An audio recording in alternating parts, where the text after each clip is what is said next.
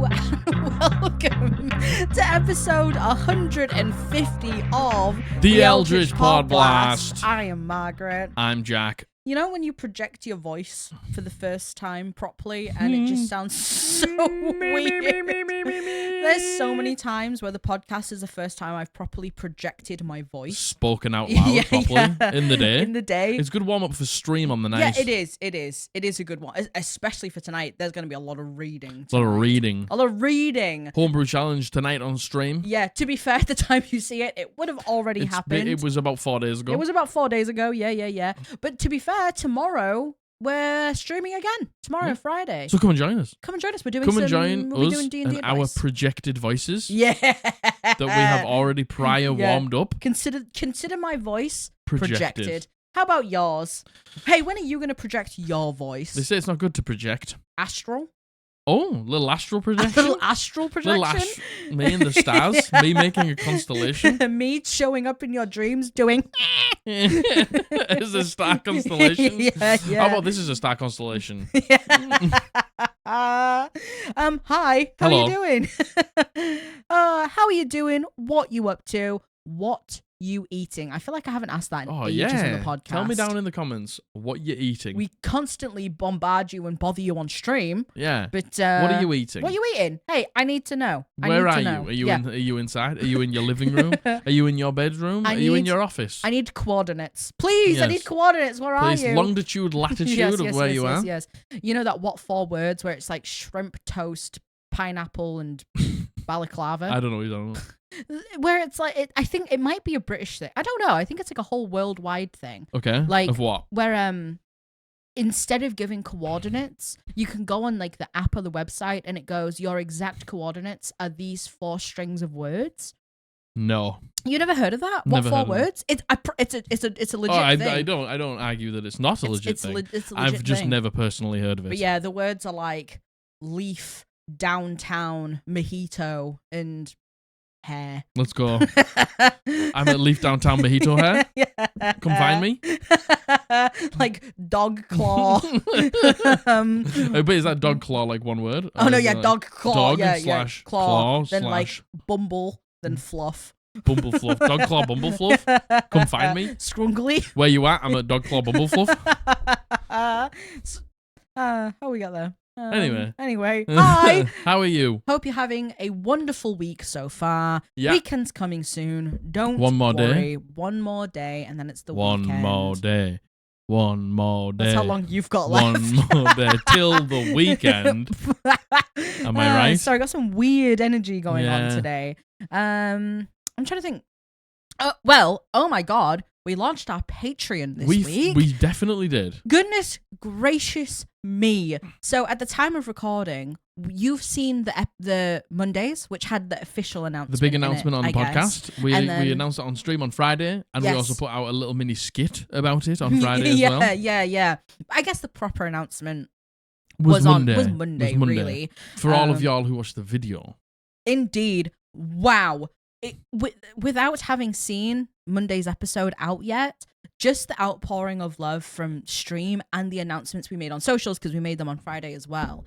I think at time of recording, we have like 27 patrons. Which is before we even put it out on Monday. Yeah, which is absolutely mind-blowing. Yeah. Thank you so much Yes. for all of the love and the support. Yeah. And being so honest with you, if you haven't seen, we have 3 tiers. We have the Restful tier for £2. We have the Moon Druid tier for £4.50. And then the Entity tier at £8.50, which is the highest one. You know, Patreon is there so you can support the creators that you love. Yeah. And we did not expect people to be going for the top tier. No. We were Being like, so we honest might with get you. like 2 or 3 people at the top tier. I would say currently the majority is at the top of you tier. at the top tier, which is insane. Which is wild. And, you know, that goes without saying. You do get a lot of perks. You get the 2 extra monthly live streams. Mhm. You get the Discord channels. You get your name read out or on the screen. There is a lot of benefits to being in the top tier. Obviously, on the D&D campaign updates too.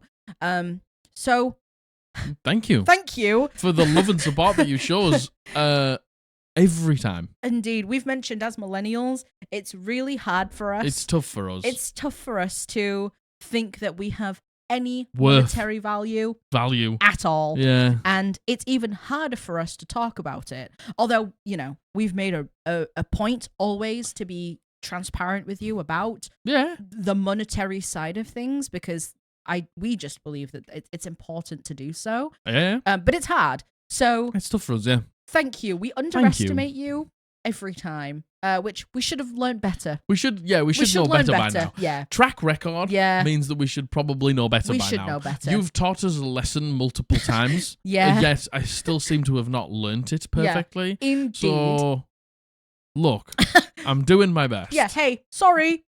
But also at the same time, thank you. Yeah, thank you. Thank you very much. We deeply, so truly, passionately appreciate it. You have no idea. So much. You are letting us live our dream right now. Yeah, right now. Big time. And we've said from the very beginning, if this is something we can do full time, that would be great. Yeah. Of course. We're not there yet. I don't ever know if we ever will be at that point. But at the same time, we get closer every time something like this happens. Indeed. So thank you. Really, thank you. And this is the first time we're filming since we launched it. Yeah. So today is going to be the first episode that we do include some of the names on screen and reading the names out. From now on out, this is going to be all the episodes are going to have thank you to the Patreon. If you don't know, the link's down below. Go check it out. Every single patron, regardless of what tier you're on, will be shown on screen. Yeah. And then the patrons in the middle tier will have their name bigger. Yeah. And then the patrons on the last tier will have them read out. At the end of the video. At the end of this video. So thank you. Thank you. Very exciting. Thank you Big so thanks. much. Please do consider checking out the Patreon. It supports us more than you will ever know. Yeah, so directly. The next thing is the Crit Awards. Yeah. Now, last episode we were like, we'll talk about it properly. We ended up talking about the Crit Awards properly I think we did. So if you haven't heard about that, please go and check it out. There was something that happened recently between Crit Awards and Gen Con. Yep. We won't go through it all again, but just so you all know where we stand with the Crit Awards. Yep, absolutely. What they did was... we stand with Gen Con. Yeah, I love Gen Con. We stand with the Crit Awards. Yes. What they did was big, and we really appreciate they said them. Free Palestine with their whole Badussi, and we completely agree, and we respect that. Big time. So, big up Crit Awards. Big up Crit Ivy Awards. and her staff. You're doing a wonderful thing. And if you don't know what the Crit Awards is, it is a peer-created TTRPG award show that highlights creators in the TTRPG space. And it's positive and it's wonderful. And somehow you nominated us for Best Upcoming Twitch Channel. Let's go. So not today. This week is the last week to vote before everything is finalized. The voting closes this Sunday? Yes, this coming Sunday, July the 7th. So please. So if you were thinking about voting for us and you were like, well, I'll get around to it later, just so you know. Now's your chance. There's not going to be later. Yeah, oh my God. This Sunday is the last day. You've got one day left. So please go and vote for us if you would like to. And go vote for any other creators on there that you think are worth your vote. There are a lot of brilliant, fantastic creators on there. So please go and show Crit Awards some love for doing the right thing. Yep. And go and show some of the creators that you love just because they deserve it. Indeed, absolutely. The link is down below. You can find us on page 4. But again, do take a look through and see who's there. Thank you so much to everyone who voted to get us in the finals. Insane behavior. And thank you so much for everyone who has voted for us subsequently. But we don't know that yet. So thank you. Nobody could have voted for us. Yeah. Huh? That would be a bit stinky, wouldn't it? And that's about it. That's about it. Today is voting day in the UK. Thursday. It is. Go, so make sure you bring your photo ID. Indeed. Doesn't need to be in date. Nope. Does not have to be in date. Just needs to look like you. Just needs to look like you. Do not, please go vote. Your vote matters so much. You have no idea. Your opinion matters. Your vote matters. Get the Tories out of government. Get the Tories out of government. That, please. This country needs change. Yeah, it needs a lack of Tories. It needs a lack of Tories. And you know what? In an ideal world, personally, it would be the Green Party. Yeah, but I right agree. now, we just have to vote to get the Tories out of government. That will probably be Labour. Indeed. Which is, you know, still not great right now. Still rotten. If it was Jeremy Corbyn, I would have said it's exactly who you should vote for, full stop, no matter what, no matter if the Green Party was there, but it's not. It's Keir Starmer, who is better than any of the Conservatives. Who doesn't believe in a ceasefire. Doesn't believe in a ceasefire, which isn't great, but also I would prefer our country to not be ran by criminals. Absolutely. Yeah, absolutely. So please go vote. This video goes out at 6 p.m. You have until 10 p.m., everyone in the UK, to vote today. Please go vote. It really matters. Take your ID with you. Yeah, take your ID with you. How about that? Take your ID with you. Anything personal? Mm, Anything we've been not up really. To?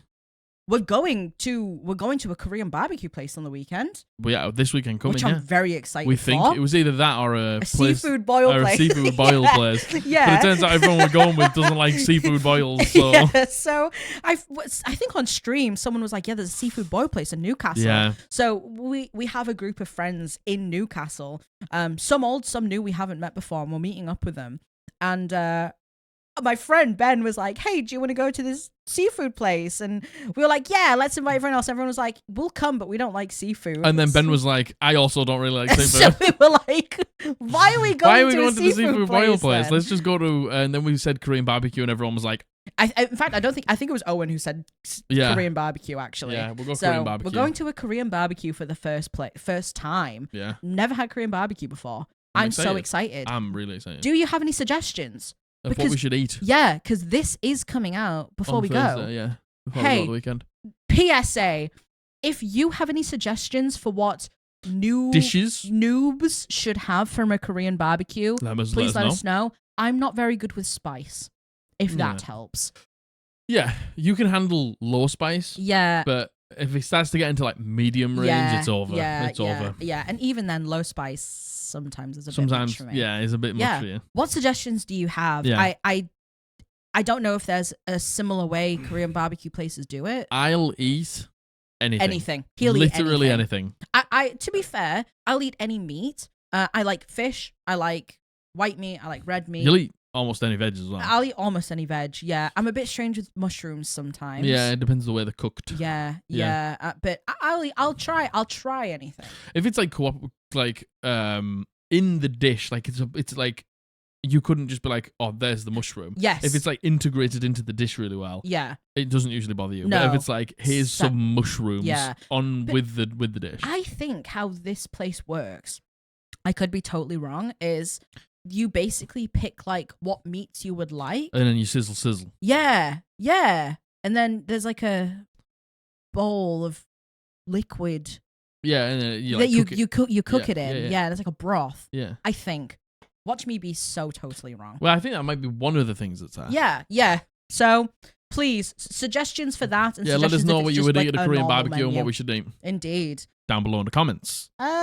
Like, comment, subscribe. Hit the thumbs up, hit the bell. Yeah, if you like this waffling. If you like the waffle. Yeah. Huh? I like waffles. Yeah. I'm a big fan of waffles. Yeah, me, same. I'm a big waffle fan. Yeah. Big waffle fan. And I guess with that, let's get into the video. Yeah. We just decided before we filmed we were going to put in a thing for the Patreon. Where are we putting that in? Here. Where shall I just put a mark down? Yeah. Put it right here. Here now. Hey, I don't know if we're going to leave this part in specifically. Yeah. But hey, it's all part of the fun. The al natural. Hey, patrons. We love you. Yeah, we love you, and thank you very much for supporting this podcast. Thank you so much to all our patrons over at Patreon. You have no idea how much we appreciate your support. If you want to support us over at Patreon and gain access to our exclusive content, like our D&D campaign updates and our extra monthly live streams, click the link in the description. More about Patreon at the end of this video. Thank you. Okay, as you you can't see. Oh, They can. sorry, you can't see. They can. They've got like night vision. All the entities. Yeah. On all the entities on patrons. Patreon. Yeah. All the entity You can see everyone else. Patreons. Sorry, took your eyes. Yeah, sorry, took your eyes. We are doing D&D horror and wholesome stories. As you know, we now do 4 stories. We alternate between horror and wholesome. We start on a horror. We end on a wholesome. These are a little bit lengthy, which, to be fair, works better for the format. Yeah, especially with the stories. These are, all of them are, no, they're not. They're not all submissions. I'm a liar. Oh my God, a liar who lies. One of the wholesome stories is from Reddit because I saw it and I thought it was a really, really good story. Thank you so much for all of your submissions. If you have a horror or a wholesome D&D story, send it in the link below. There's the submission form. In the description. And yeah, should we get into it? Let's get it. All right. This first horror. This has been sent in by Jaklene or Jackie, and she uses she, her pronouns. Thank you very much. Thank you, Jackie. This is less one horror story and more the many aspects of a horror DM. Let's go. It was early into the pandemic, and my roommate at the time invited me to a D&D game he was running with some folks I hadn't met before. I'm still good friends and playing D&D/Pathfinder with a few of them. Things started off a bit rocky, but I was still warming up to the group, and it was my first long-term game, so I let things slide a bit. But here's the parts that made it a nightmare, though. I was playing a tiefling light domain cleric, very heavily focused on fire/damage spells. Very cool. Every chance the DM got, enemies were resistant or more often immune to fire. Yeah, that feels... When your character is focused on a type of damage, yeah, and it's like you can throw in a resistance or even an immunity. Yeah, every now and then. Yeah, totally. So they have to switch it up and maybe use a few different spells that maybe they haven't used before and stuff like that. That's cool, but doing it all the time. Yeah. Every chance the DM got, and more often immune than resistant as well. It then just makes your fundamental like character concept pointless. Yeah, totally. Which feels bad. Totally. Every encounter was ridiculously difficult, but when it came down to it, he never killed our characters for some reason. He constantly spoke for our characters, but never read their backstories and wildly misunderstood their core concepts. My character was constantly picked out from the group as the weird, different, and exotic one, no matter what the roleplay situation I don't was. like the word exotic. The moment you're described as exotic, you know exactly what weird fantasy these people have of you. The amount of times in my life I have been described as exotic because I'm half Filipino and you know, hey, I know exactly what that means, and I am sure some of you do too. That is a terrible descriptor. Yeah, it is. Keeping in mind, this was very soon after coming out as trans, which felt extra yucky. Always being called a devil and seen as a bad omen when she was a good aligned cleric, and being aggressively hit on by every other NPC when I made it known she was not interested. At one point, we had to capture a target, and the NPC gave us a quest that said target had a thing for tieflings. Interesting. And made That's it clear. Convenient, isn't it? Made it clear the only way for us to catch him was for my character to seduce him and sleep with him. You took the words literally off the page. I know I did. Seduce. I've been here before, baby. Man, like, and you know what? You know how I was like when someone describes you as exotic. There is normally only one path that goes down. It was written in the fucking stars. Here's the path. Yeah, there's the path we are currently walking. Yeah, is the path. Yeah, like Is there any more? Yeah, there is. There's a little bit more. Yeah. Okay. Unless you have a point. I mean, many. Oh, yeah. I have many. Yeah. But I'll let you continue. This was not the last time my character was blatantly fetishized or talked down to by creepy NPCs. That was just the worst one. The DM often didn't let my spells work the way they should either, making me lose half my repertoire to futility. Often just saying, I don't like how that spell works. I don't know if that's how... No, valid. Yeah. I don't know if that's how the game works, my friend. Yeah. But... I don't like how that spell works. Oh, I don't think I actually like how that spell works. Yeah, vetoed. Yeah, actually, you do nothing with your turn. Sorry. Yeah. Sorry. Next. And you use the spell slot, by the way. Yeah, you use the spell slot. He also hated when we used battle maps because we could use measurements to our advantage and not hit each other with AoEs. Is this the DM who made you drop the thing? The radius down on the map? That was bad. What do you mean? Like, that is... I don't like battle maps, so you can't hit each other with AoEs. Just like they cannot do that with no battle maps, by the way. Like, you're making them do that without battle maps. I totally understand not liking battle maps. I understand liking theater of the mind, but it's not more because than battle maps. Not because you don't want your players to be able to measure out what they're doing. You're basically saying, I'm going to cheese you just hitting each other with fireball every single time. I'm going to say, you can't see, so you just hit someone else. You're basically saying you have evidence to argue against the fact that you do and don't. Yeah. Which is... very bad. Yeah. That's not good. Yeah. The last part is, cut to years later, I find out from a former party member of that campaign that the DM never looked at any of our character sheets or checked the rules from the guide for reference. It was all unbalanced homebrew and what rules that he had heard from actual play shows. To this day, I can't imagine playing D&D with him ever again, either as a player or as a DM. And I say, hear to that. I say, hear. Case closed, myth busted, never again. This is just a little pet thing for me. Go on. And, it's like, everyone runs their game their own way. That's totally fine. I really like hard combats, personally. Like, I know you said here, like, every combat was, like, really hard. But the thing is, I'm willing to down a player and or kill them if that was the right thing. Yeah. If that is what the enemy would do. Yeah. Like, just having really tough combats and then having no consequence feels terrible. Absolutely. It's just like... it makes you feel like a pawn. It almost feels pointless. Yeah, it does in feel my pointless. opinion. And the thing is, there is such a difference between hard and unfair. That's the thing. Like, that's it. Like, that's these the can difference. be unfair because there's no threat of killing. Yeah. Like, that's the thing. Yeah. Like, if you have no intention to kill anyone ever, then you can just make it as unfair as possible, down everyone every combat, and then the enemy just walks away. It's just like, the thing is, with it being tough but fair, it's like, it only gets really, really hard. And then with the threat of actually killing someone, it's like, you're in for the fucking ride here. And it only gets to that point, really, if we make mistakes. We have a poor judgment call. Mm-hmm.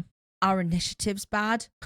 We roll bad. You roll bad. Speaking from experience, very recently, experience. 2 combats in a row. You roll a dice 4 times and you get a maximum of 8 from all 4 rolls. Yeah. Speaking from experience. Love that. Yeah, like, I agree. And you know what? Being unfair is being no battle maps, so you can't measure your stuff, so you're hitting each other and downing each other. So it's just your word against mine. Yeah, exactly. It's like, oh no, I wasn't in that. And it's just like, yeah, you were. It's like, I can't prove that I'm not, but you can't prove that I am. But you're the dungeon master, which means that's right. It's like, it's fucking, I fucking hate that. I just went to move my glasses. Did you see? I went to pick them up and move them.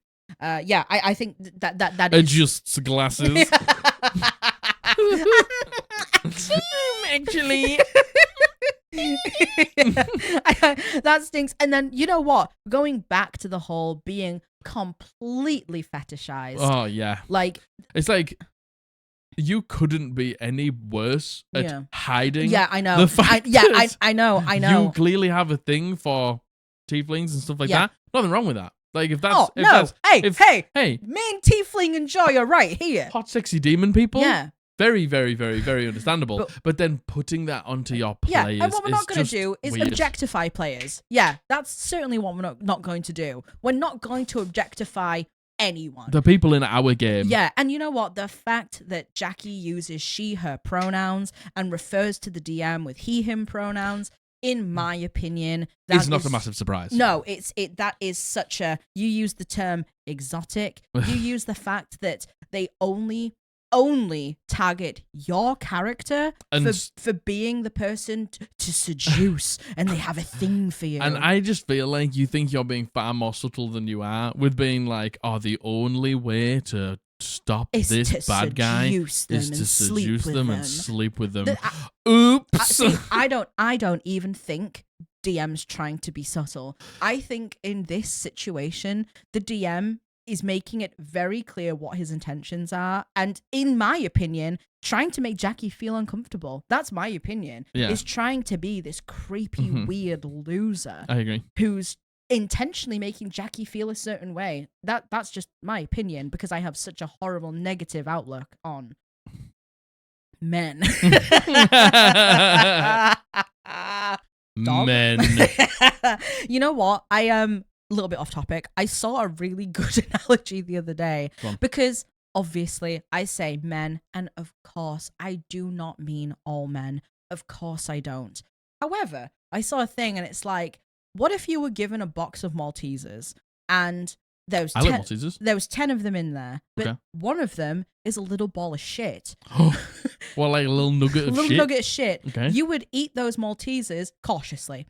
You probably wouldn't want to eat the Maltesers with a chance that one of those 10 is a little ball of shit. Yes. And I was like, poo in my mouth. That is honestly a great analogy for when I say men. Not all, for men. But obviously not all men. Of course not all men. No. The men in this community would never do anything like that. Absolutely. You would never do anything like that. I would never do anything like that. Because do you want to know what? To me, like, just to get back to D&D, to me, I want to kill dragons and stuff. Like, I play D&D so we can live out, like, the things that we see on TV when we're younger, so I can play as fucking Frodo in Lord of the Rings, and so I can kill dragons and slay demons and, you know, like, have these, like, world-ending problems. It's like, that's what I want from D&D. And the thing is, the problem is, you're using D&D for what you want. Yeah, exactly. You're selfish, freaky, weird, horrible. Yeah. And the thing is, it's like, whether it's to do with Jackie or whether it's to do with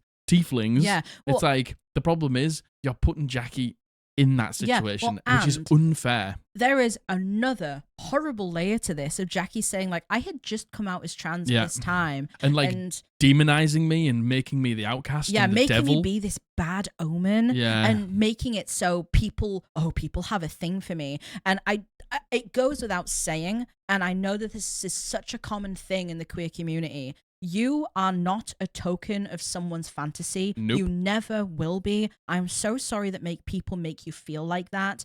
You are not someone's plaything. You are not someone's experiment. You are not someone's dirty little secret. And I'm so sorry that is how you're made to feel. And Jackie, I'm sorry in this moment this is how you were made to feel. You've been made to feel like this. Yeah, you have. And I think you're intentionally.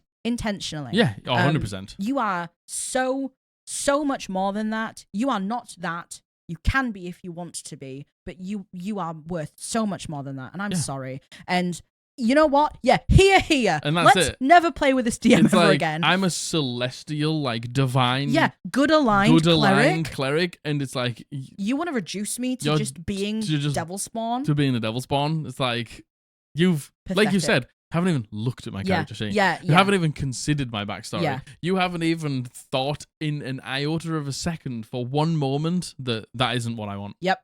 Indeed. You're just doing what you want. Yep. Indeed. And do you want to know what?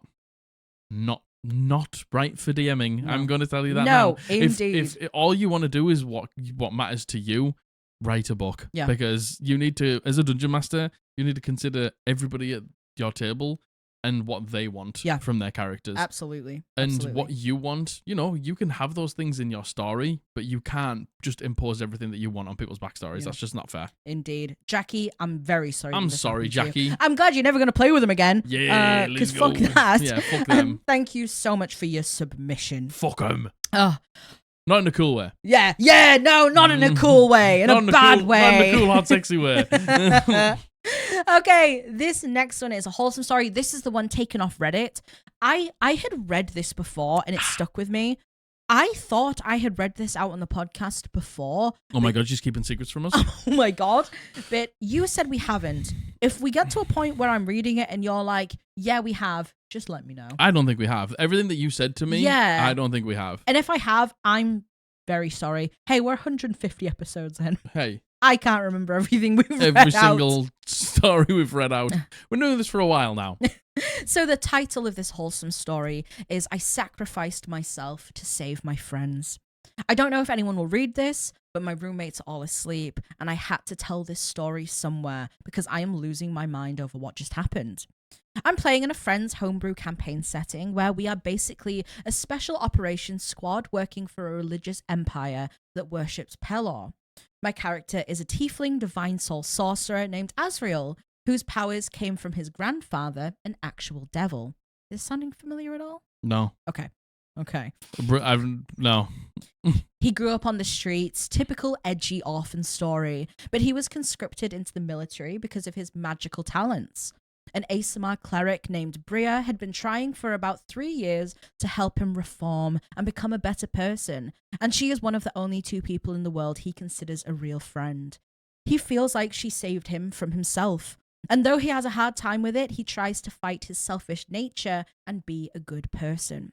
We've been tasked with eliminating a cult to a false god, one unique to this world. Through our experience, we learned that they were a very dangerous group of people. Today, due to a series of poor choices we made in our last session, we rode up to the gates of the city we've been staying in, only to find it on fire and under assault from the cult. Uh-oh. We fought our way around the city, low on spells and hit points, hoping desperately for a long rest sometime soon. We probably fought our way through 5 or 6 encounters that would have been easy if not for the fact we were totally tapped of resources. Then we ended up in the basement of a prison, trying to free some important city figures from the cult's grasp. One of the people we freed led the party cleric, our commanding officer, downstairs to the lowest level of the prison to find another prisoner. She went with him, they vanished behind a secret door, and we had no idea where they went. We eventually found them in a secret room where one of the cult's most prominent leaders, a recurring villain, and 6 of his evil clerics had our friend under some kind of compulsion, feverishly writing out a spell circle on the ground. We attacked because what else could we do? He had our friend, and we had to save her. It quickly became clear that in our current state, we were no match for them, and we were in imminent danger of a TPK. Azrael didn't know what to do, but he knew that he owed it to himself, to his friends, and most of all to Bria, to try to do the right thing once in his life. I texted my DM with a crazy idea, and he told me to go ahead. I dropped my Wand of the War Mage on the chest of our unconscious wizard, held my hands up in a surrender, and told the cult leader that we were outmatched, and we would retreat and let the ritual go on uninterrupted. My friends looked at me confused, and I told them to trust me and just leave the room. I would remain as a hostage until everyone was gone. They left, and it was just me, the cleric, the villain, and 6 cultists. I walked up to the cult leader and looked him right in the eyes. Do you remember? This is the tiefling talking. Do you remember earlier I told you that my powers are innate? They come from my fiendish blood in my veins. When you get to hell, tell my grandfather I said hello. He tried to cry out, but I used my life force and my last 2 sorcery points to subtle cast an empowered fireball centered on myself. The 6 cultists died, the cleric was knocked unconscious, preventing her from finishing the evil spell they had her working on, and the villain was brought down to 1 HP. My friends heard the explosion, came running back in, and the villain teleported away. They came quickly, but not fast enough to hear my last words. I tried, Brie. I tried. I've never had a character die like this before, and honestly, it was the most exhilarating thing I've ever experienced. I'm really sad because I love Azrael, and I don't want him to be gone, but at the same time, I really don't think I would have it any other way. I'm glad that I was able to create and play a character I genuinely care about, and that my DM managed to create a world in which I felt like my character was a real person. I almost feel like I'm grieving, and while it kind of sucks, I love it. D&D might just be a game, but the emotions I feel when I play are real, and I love it so much. It's moments like this one that make D&D worth it for me. Anyway, that's all. I just really had to share this somewhere for the sake of my own sanity. Wow. Wowza. Oh, man. Wow. Wow. That's it. It's good on you for making a character that you love and believe in, and just believe in the story of enough to be like, they would do this.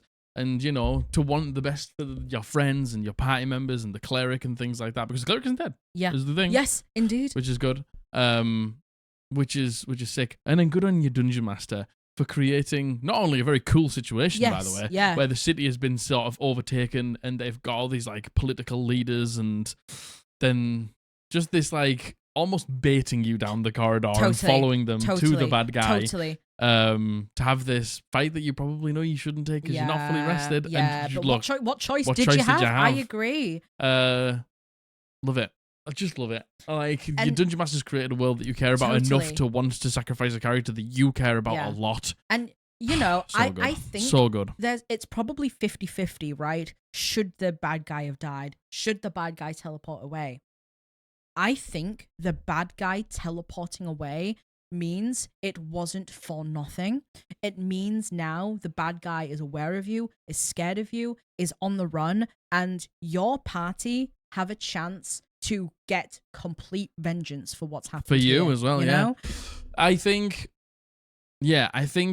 BBEG, like proper BBEG, like campaign BBEG, going down at that moment would have maybe sold it a little short. Yeah. Maybe like general. Yeah. Maybe like right hand. Yeah. Of the bad guy. Yeah.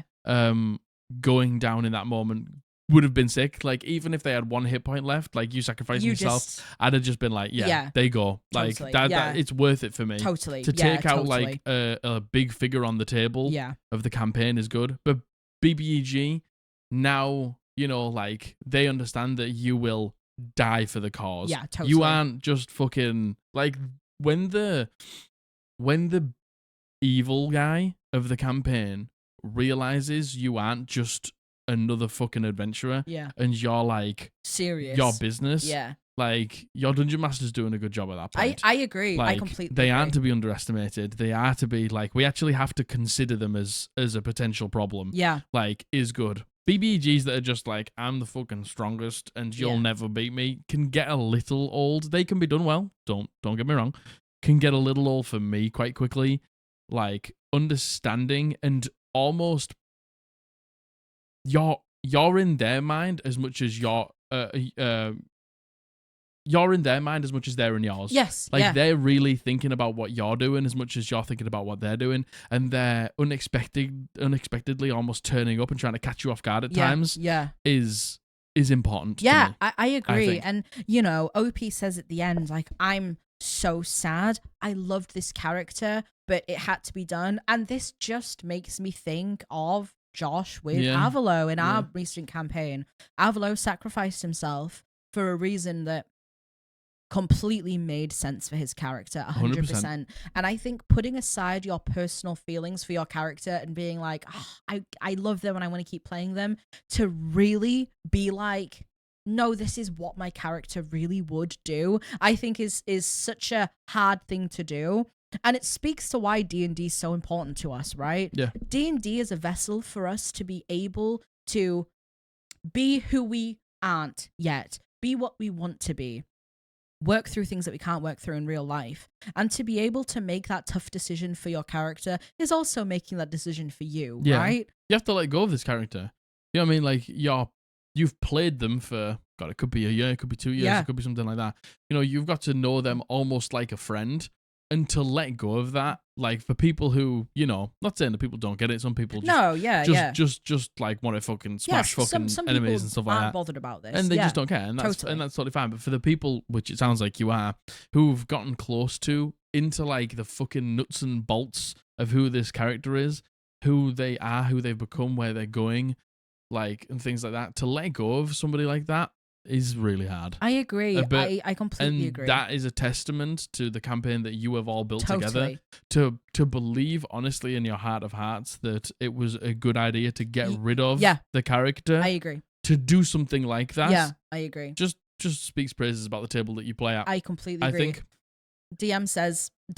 OP says, I'm grieving, and you are. You are. You will be. It is like losing a friend. It is. I don't care what anyone says. For some people, it really, really is. Like when you say goodbye to a character, and it's almost at the end of a campaign, like when you put that character down for the last time, just think about, when you've played a video game and you're just so entranced in the story and you don't want it to end, and then it comes to the end and you sit there and you go, I'm sad now. Yeah. I'm not sad that it's over. I'm glad that it happened. Yeah. But like the fact that it's done is just the only thing that's making me sad. And then imagine it being on probably more personal scale than that. And lasting far longer. Totally. Like this character is a projection of yourself in some way. Some way, shape, or form. Yeah, I think what a wonderful story. I definitely haven't read that before, have I? Never. No way. I've read it before, but I definitely haven't read it before. Not on here.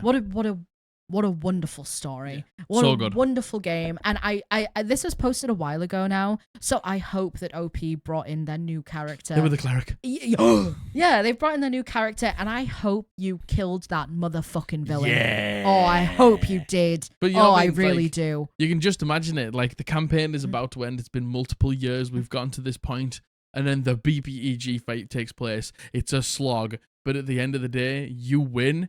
And at that moment, one of the players like walks up to the BBG as they're sort of like on the floor, like in pain, can't move, and you bring your sword up and you say, "For Ezreal," and they just yeah. My dog. Why is my dog coughing like that? Whoa! Why is my dog coughing like that? I don't know if the mics picked that up, but whoa, the dog. He's close. The dog coughed At the same time, I did that. Literally, like so. The sound effects boy. Yeah, you saw me going for the stab. yeah. He was like, yeah. I can you know what I mean? involved. It's just like that moment. Oh man, I agree. I completely agree. So good. OP, wonderful story. I think about those moments when I go to sleep at night. Yeah, so do I. No, yeah, so do I. Honestly, so do I. Absolutely. 100%, without a doubt. All right, well, here's a horror story. Prepare yourselves. So, this has been sent in by Simon. However, this is his girlfriend's cat story. Basically, Cat posted this to Reddit. Oh, I thought you said his girlfriend's cat. No. And I was his like... girlfriend, Cat. This is her story that she posted to Reddit. But she said, send it into the cool. Podblast. Well, thank you very much, Simon and Cat. Thank you, Simon, he, him, and Cat, she, her. The title is, this entire post is a Reddit post titled, DM's, this is a long one, by the way. DM's wife tried to dominate the party, literally and figuratively by my girlfriend. It's her point of view. Anyway, love your content. Thank you. There is a content warning of sexual harassment in and somewhat out of the game, and mentions of past trauma, just so everyone knows. My friends and I, and this is all from Kat's perspective now, my friends and I just departed from a 5e homebrew campaign, and it would be a joy to share it all with you. For context, there's 3 of us, who I will call Druid, Wizard, and Barbarian, and we were invited to join Fighter's cousin's new campaign. Okay. We have all been friends for a good 5 years leading up to this, and we were really stoked. For further context, me and Wizard are in a relationship.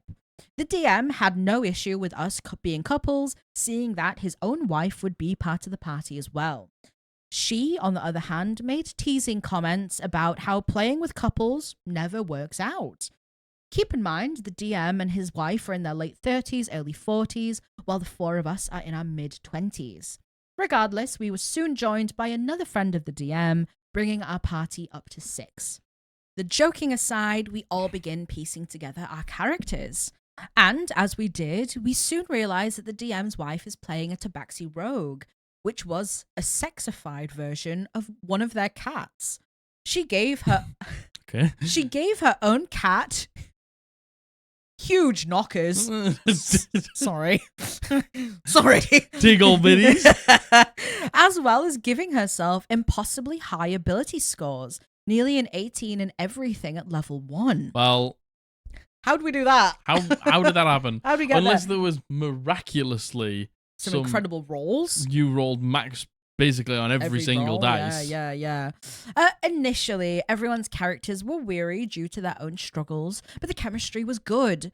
The issue was, however, that this cat was just disgusting. The DM's wife played a rogue that incessantly harassed the monk. constantly groping him, making inappropriate comments, etc. It was impossible to get through tense/lore-heavy moments when this feline was acting like it was in heat 24/7. Jesus Christ. The four of us walked on eggshells, seeing that she was the DM's wife, but her being part of the campaign made it extremely difficult to enjoy it. Eventually, our barbarian had to drop out because of work, but we later found out that he had private beef with her. With that, everything seemed to begin to fall apart. Our wizard and I spoke in private often about her behavior. He was worried about how it was affecting me due to my history with SA, and I was worried about him as she had begun to target him too. Because the barbarian had left, I imagine. Well, it was the monk that. Oh, but apparently the barbarian and them have beef. Yes, yeah, so, yeah. Oh, but yeah. So you reckon it's the groping that they're now attacking of? Yeah. Which is just spectacular, obviously. Yeah. The wizard was a chronology wizard and one who had been extremely helpful in the party to save us from crits. However, the DM decided to give his wife a pocket watch that could literally do the same thing. Cancel out his magic. Cancel out his magic. Why would you cancel out the magic when they're getting saved from crits? If he used his chronology magic and she decided she didn't want it to happen, she could simply nullify his spells. And as many times as she wanted, whenever she wanted. We later found out that she really enjoyed this as she felt like the wizard was acting as the main character simply because he was one of the only ones willing to initiate roleplay and would describe things to help immerse the others. Interesting. I think you're acting too much like the main character, and that's my job, by the way. So hands the fuck off. Yeah, so I'm going to get a pocket watch from the DM that can stop you doing anything whenever I want. Like, this is the most tone-deaf shit I think I've ever heard. Eventually, everything came to a head when our dearest rogue decided to murder a town guard when we all practically begged her not to. We were in a new city that was extremely strict and we didn't want to ruin things on the first night, but she didn't care in the slightest. Myself and the wizard were fed up at this point and I messaged the DM privately. His excuse was that she was just a chaotic character and that we're all here to tell a story. I relented, but I knew I was on my final straw with her. Now we can make it to our final session together. The night before, the DM asked us for feedback just to see how we were all feeling about everything so far. I took this as my opportunity to express that as much as I was loving the story, I was growing tired of his wife's behavior. I explained that I had personal issues and that I didn't appreciate being reminded of said issues every single session. Yeah. He apologized for me feeling that way, but again, he stated that we were only there to tell a story and what happens at the table stays at the table. Okay. Okay. His response left a very sour taste in my mouth. As it should. But I just hoped that them being nearly 20 years older than me would mean that they were being as mature as possible and possibly fix their behavior. Boy, was I wrong. Oh, I bet you were.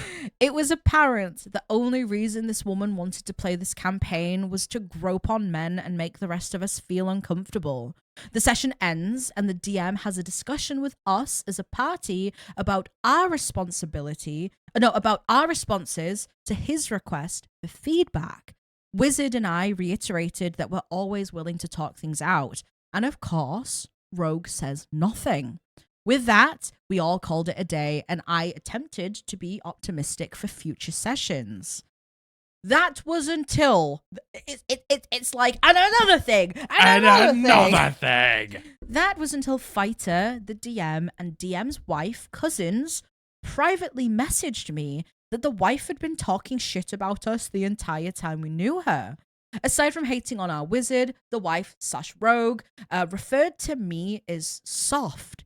She felt I was soft for having trauma that directly related to her sexual behavior, which, keep in mind, she also sent me inappropriate messages privately trying to be funny. With that, she bluntly told our husband and our monk, who we all thought was chill up until this point, that she would ramp up the groping and disgusting behavior so that I can toughen up. I dropped out 2 days later, Yeah? and I put together a respectful message. You're better than I can. Yeah, I wouldn't have been much respectful in that message from me. I'll tell you that. I explained to him that I simply couldn't keep putting aside my comfort and mental health for a story. Nope. He hasn't bothered to respond to me, but his wife did kick the wizard and I out of the server. We then found out from the fighter that she is proceeding to lie about the circumstances, claiming that I am simply following behind the wizard and leaving for no reason at all, stating this was why she hated playing with couples. Regardless, it seems like the campaign is dead in the water, and our fighter won't let them pressure them into playing still.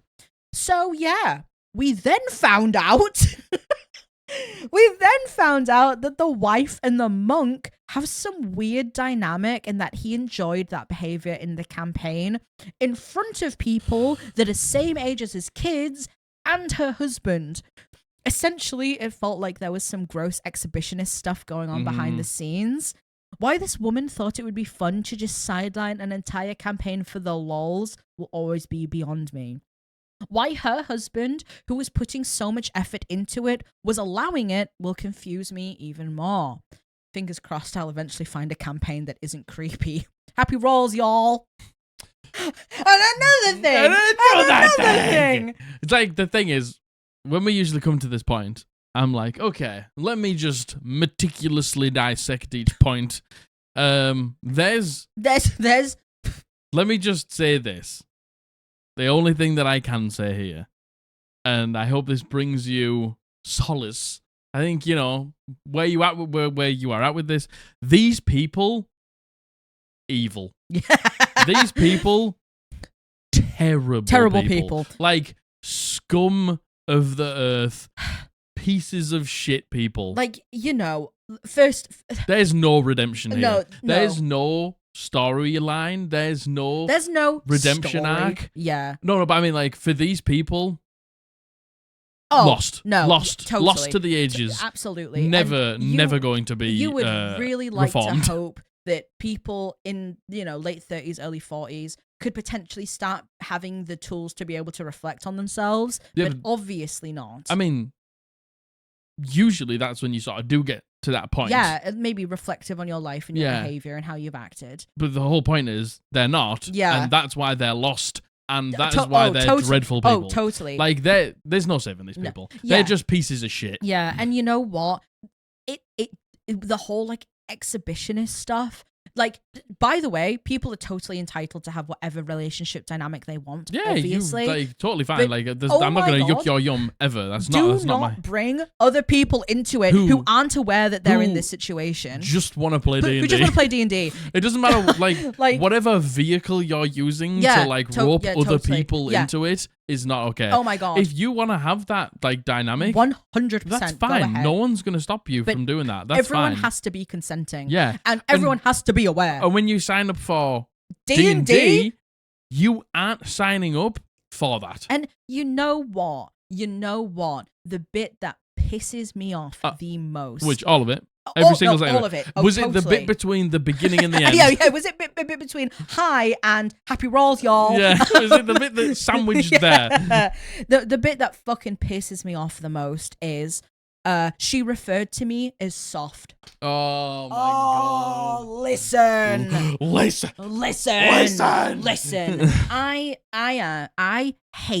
I despise it. Hatred. When someone describes someone as soft and that they need to toughen up. What do you even mean by that? What do you even mean? And why do you think that not that anyone needs to toughen up, by the way, but where do you think that that's gonna make them toughen up? Yeah, and it's like, yeah, okay, I'm soft, but you're mean, you're and that's just, so you're much mean. worse, by the way. That's so much worse. Yeah, okay, I'm emotional and I'm sensitive, but that doesn't mean that I would never treat anyone like this. I'm emotional and I'm sensitive, and you hate that because you're a cunt. And that's why.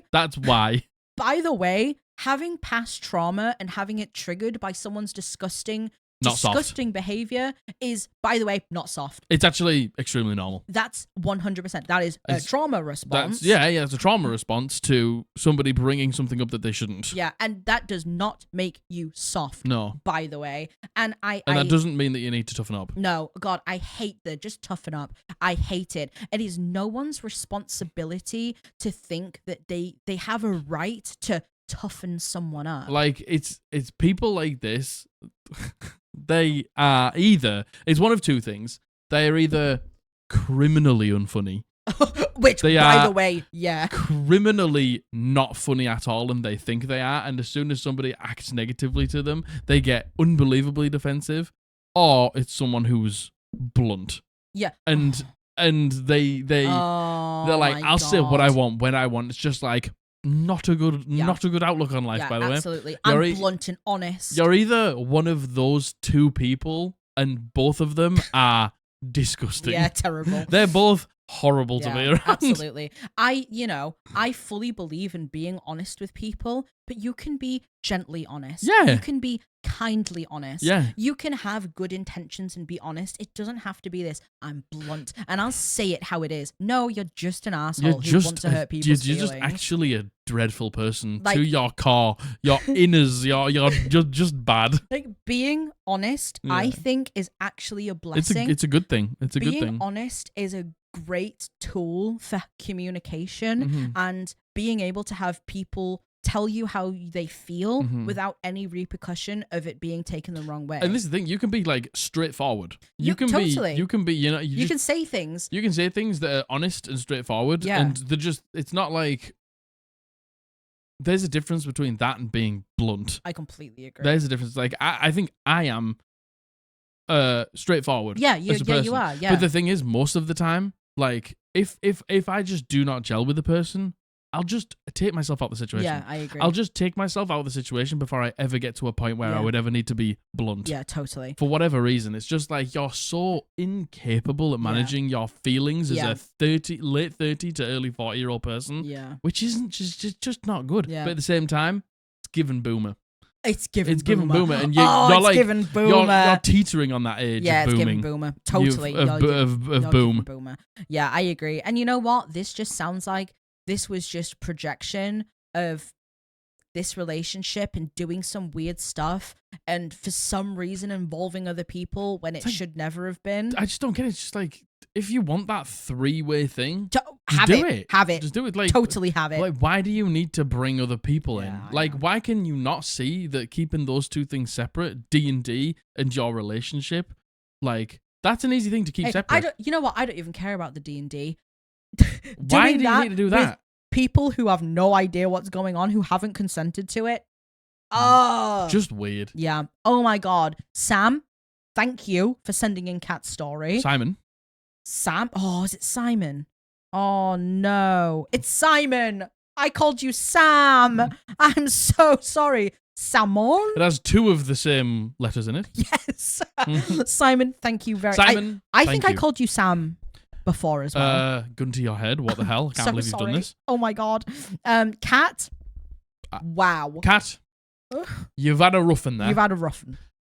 Kat, you've been through the ringer on this one. Kat, and you deserve a lot better. Indeed. If you do want a game that's not creepy, join the Discord. Oh gosh, yes, indeed. There will be zero creepiness in there. Yep. As we do not allow it, and if you are like that, we'll ban you. Yep. So there's plenty of online games there if you do want to play. There's plenty of resources in our Discord to find people and games and stuff like that.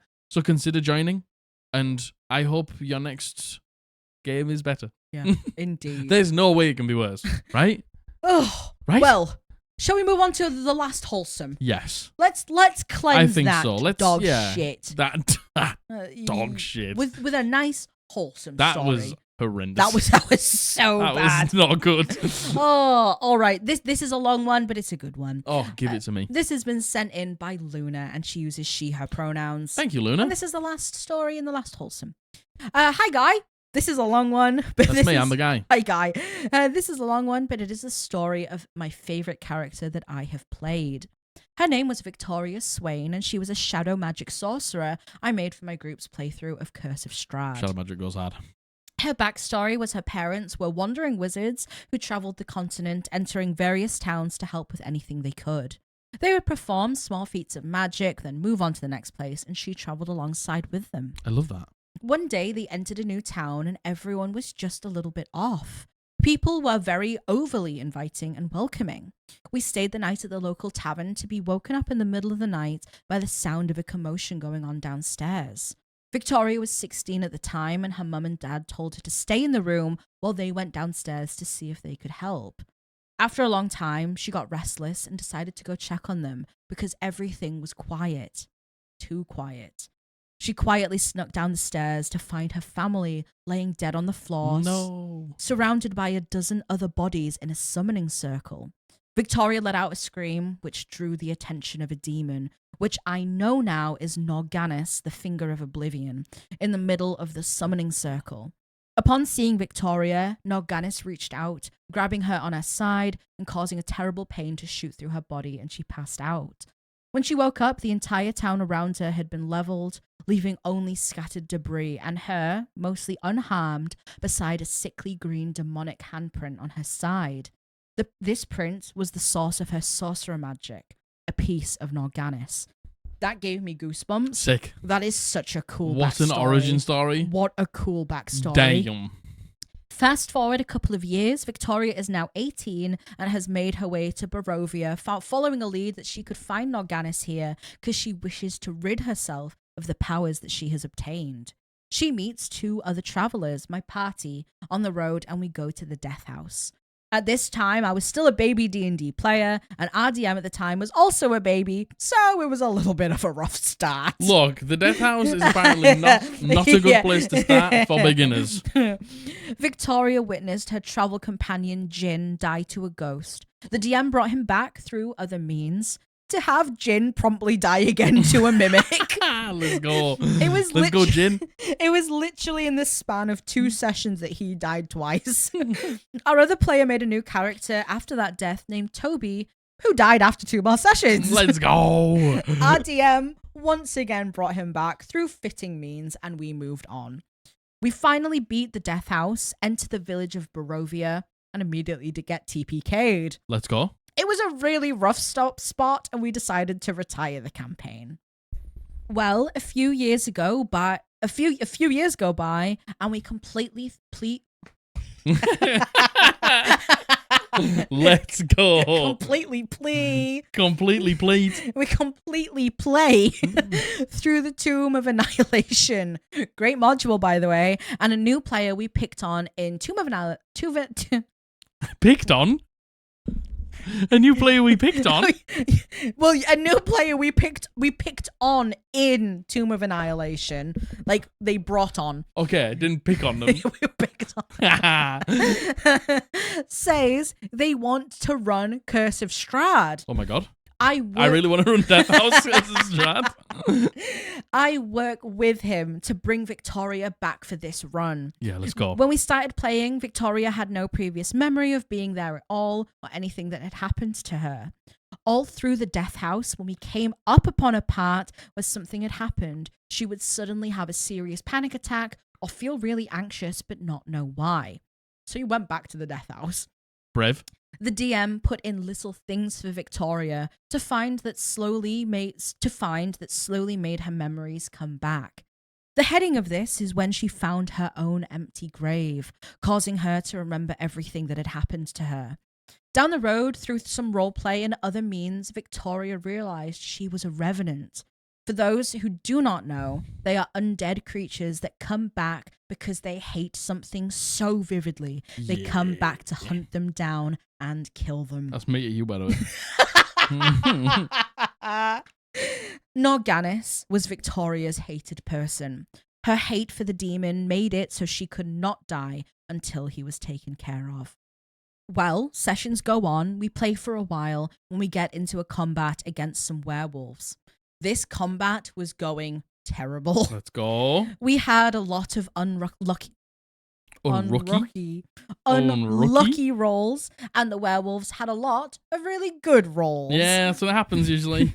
One of the other characters, Quinn, ends up going down, getting Quinn. hit again, then causing them to fail 2 saves, and then failing their final save. We were all crying as Quinn lay... Crying. We were all crying as Quinn lay there dead on the ground.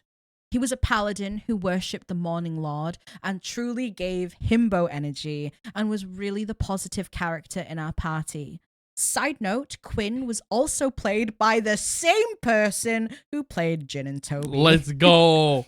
As Victoria held Quinn's lifeless body, she decided in that moment she was tired of all of her friends dying, and she truly blamed herself for everyone around her always dying and leaving her. She called out to Norganis as a last-ditch effort.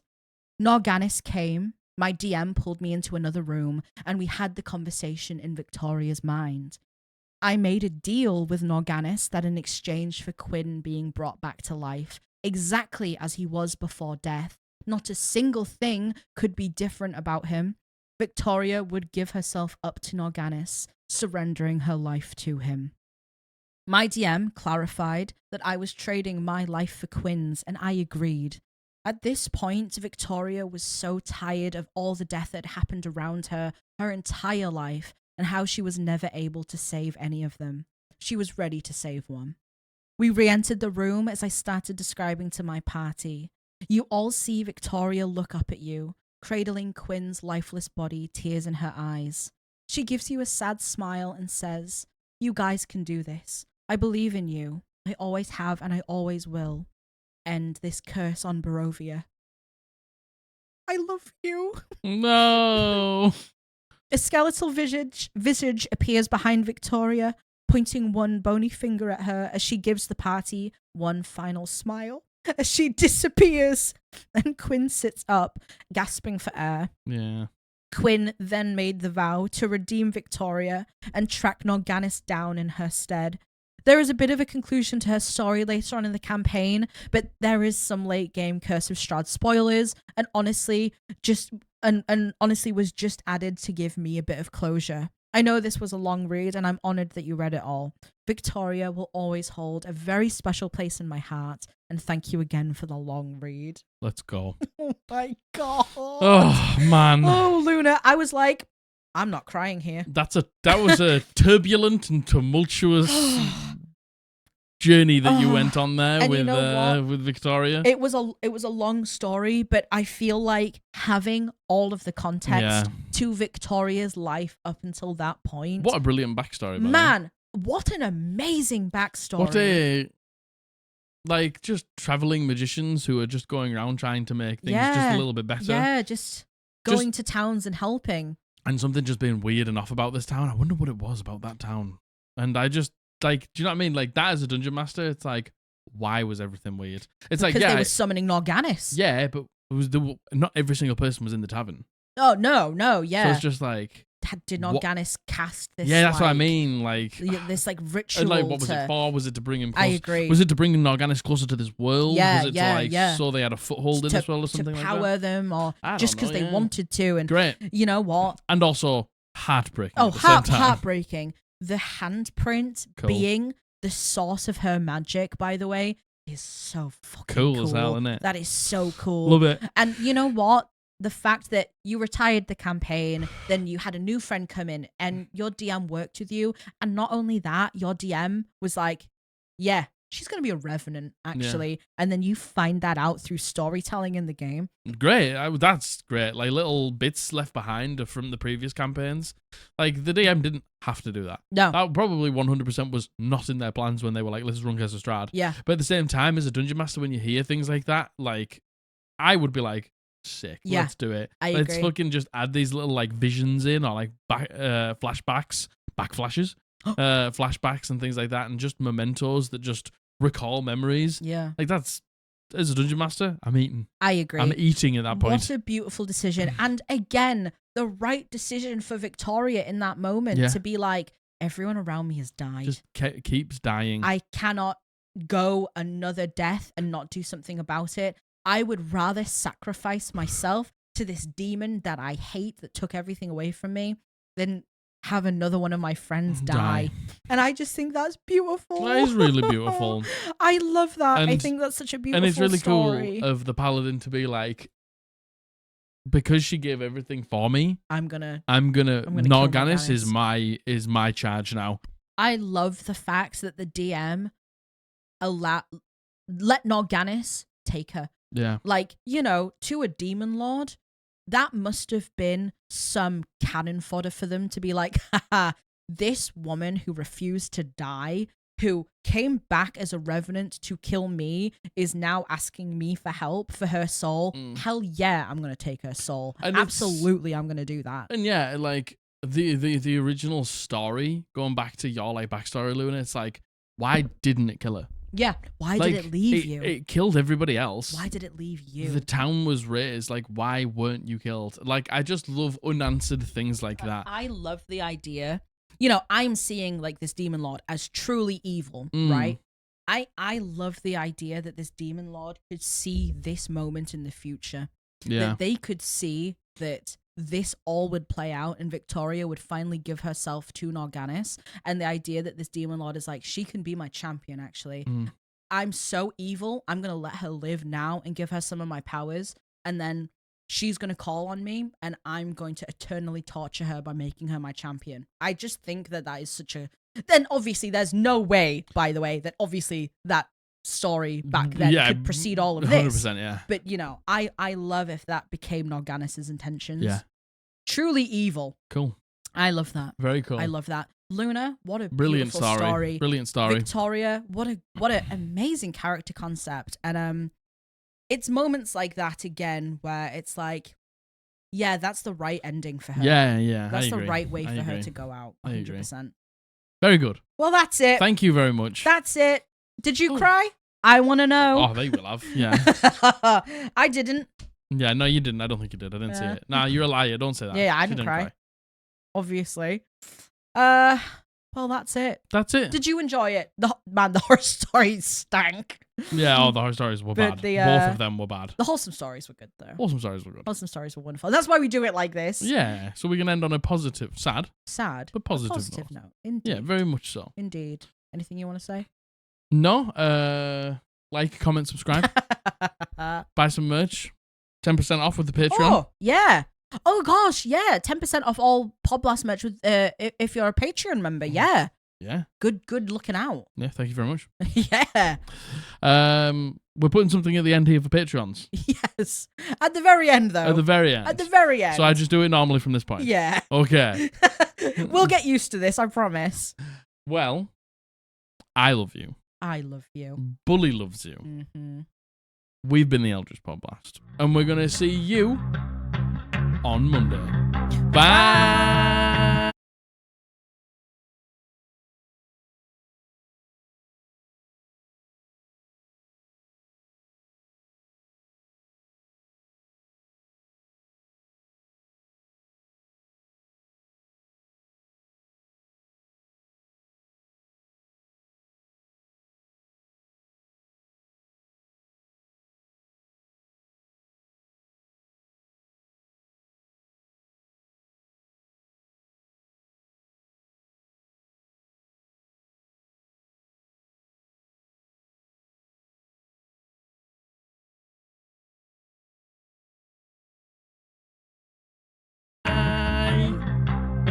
And another huge thank you to our patrons for all of your support. A big shout out to our fellow entities. Hoobs. Ariel.